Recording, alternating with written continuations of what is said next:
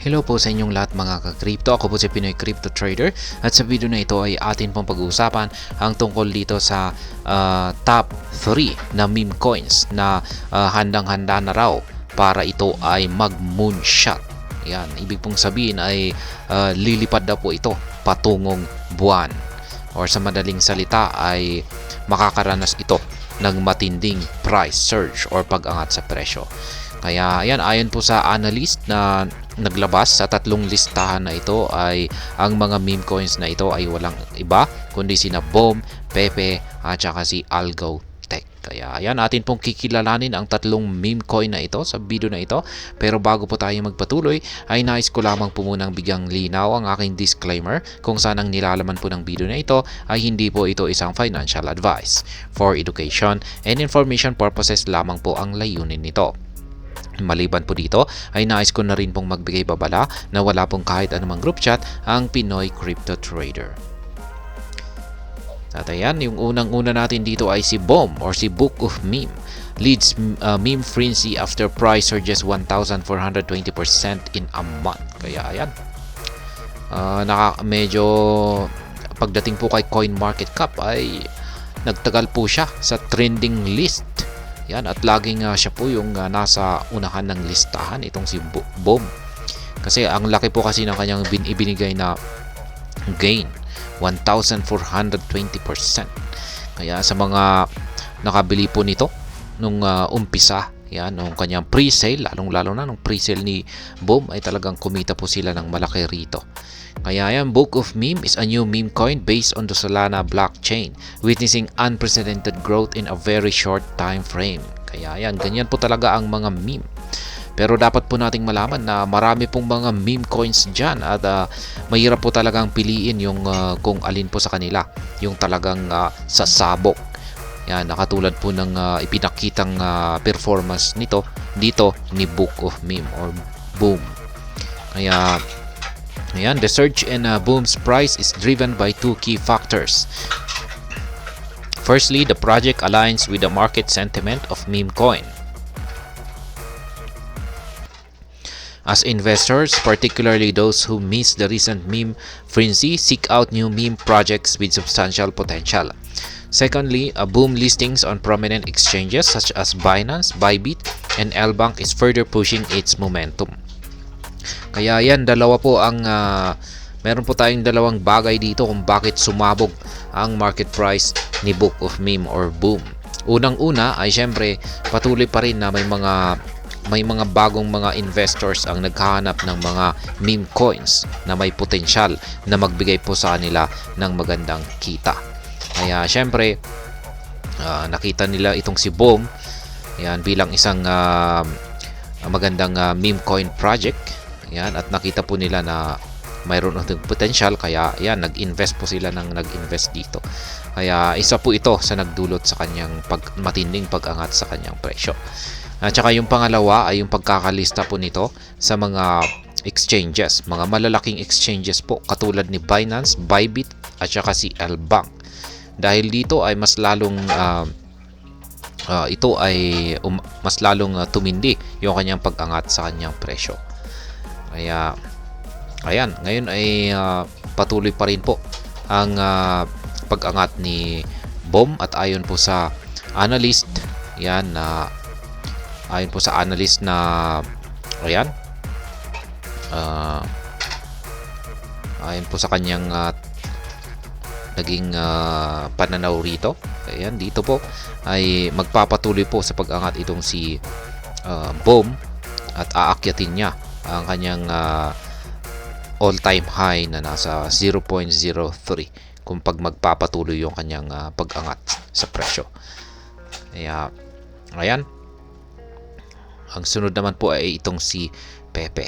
Ayan, check po muna natin pala itong si BOM. Available po pala siya dito kay Binance. Ayan, almost available po itong si BOM sa mga malalaking exchanges.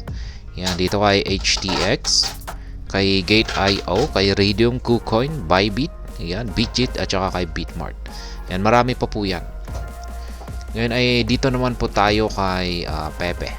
Ayan, kay Pepe naman ay siguro ay kilalang kilala naman po natin itong si Pepe kung mahilig po tayo sa mga meme coin.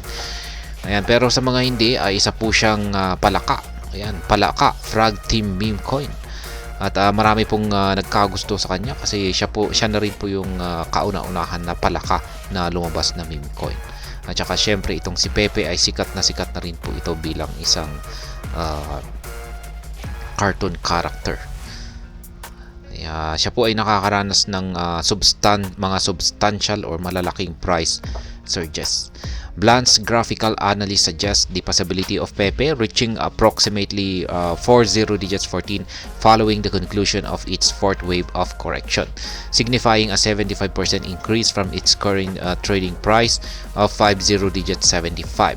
With a positive outlook for Pepe, investors are flocking toward the meme coin poised for significant returns in 2024.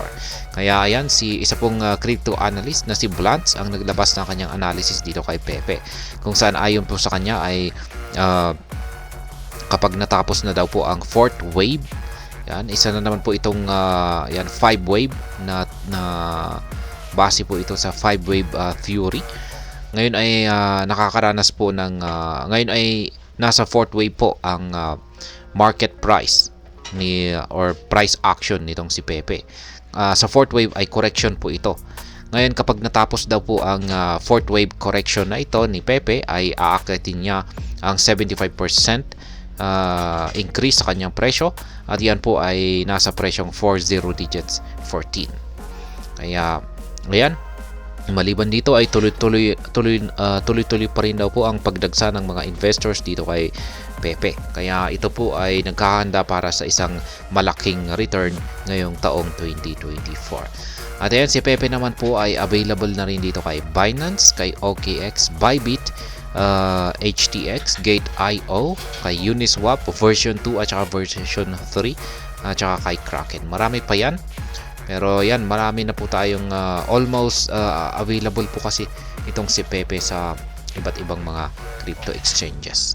At yan, ang ating pangatlo naman po rito ay ang bagong-bago na si Algorand or ALGT.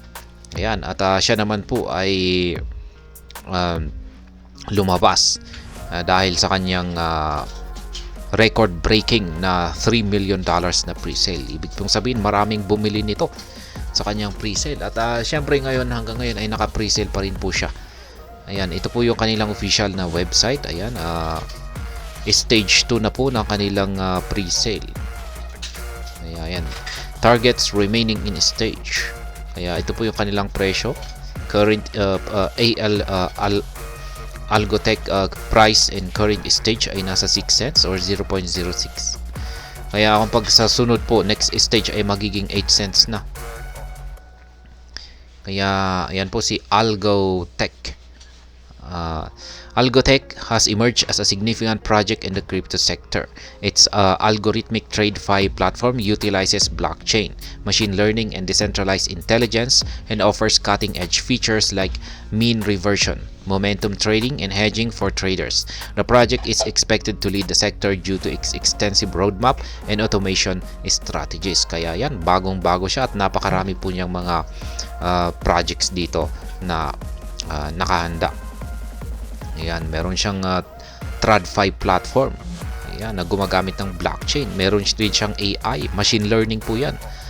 At decentralized intelligence na nagbibigay po ng mga cutting edge features. Ayan, ang tindi talaga nito. Ayan, para po ito sa mga traders. Ayan, maganda po ito. Currently priced at 6 cents, investors rush to buy the token as its price is anticipated to reach 8 cents in the next stage of the pre-sale. Due to the deflationary tokenomics, ALGT is ready to moonshot beyond $1 once it hits major centralized exchanges, promising 1,200% ROI. Kaya yan na nga, yung nakita natin dito sa kanilang website. Yan, halos malapit na pong matapos ang age stage 2, 86.07% na lamang po. Kapag naabot po nito ang 100% ay magiging stage 3 na at mas tataas yung pre-sale price po niya, magiging 8 cents na. Ngayon ang sabi po rito ay inaasahan daw po na mag-moonshot ang presyo ni Algotech sa patungo sa presyong $1 kung ito na po ay malista sa mga major centralized exchanges. Yeah. Yan po muli ang tatlong mga meme coins ayon po sa isang analyst na gumawa sa listahan na ito. Yan. Ang mga meme coin na pwedeng makaranas daw ng moonshot ngayong taong 2024. Kaya yan po ay sina Book of Meme or Boom, si Pepe, si Algotech or ALGT. At hanggang dito na lamang po tayo sa video na ito. Sana po ay inyong nagustuhan ang aking paliwanag dito. Kung inyo po itong nagustuhan, pakiclick lamang po ang like button nito. Para naman po sa mga bago lamang dito, kayo po ay aking inaanyayahan para mag-subscribe. Pakiclick na rin po ang bell icon nito dahil ito po ang siya magsisilbing notification nito sa mga bago kong videos na akin pong ina-upload sa aking YouTube channel na ito. Marami pong salamat sa panonood. Ingat po tayo lagi at God bless po sa ating lahat.